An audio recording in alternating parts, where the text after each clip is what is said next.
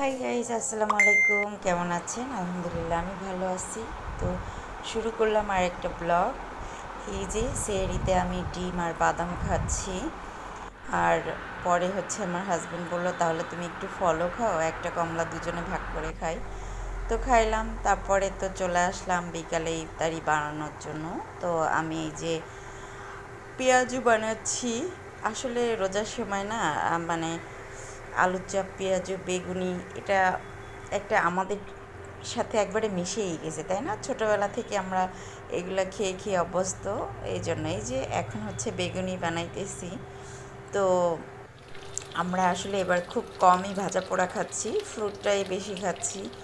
হ্যাঁ, কিন্তু তারপরেও একবারে না খেলে তো ভালো লাগে না। এই যে আলুর চপ এখন হচ্ছে চুলায়, সরি ভুলে গেছি, এখন হচ্ছে চিকেন পাকোড়া করতেছিলাম। চিকেন পাকোড়া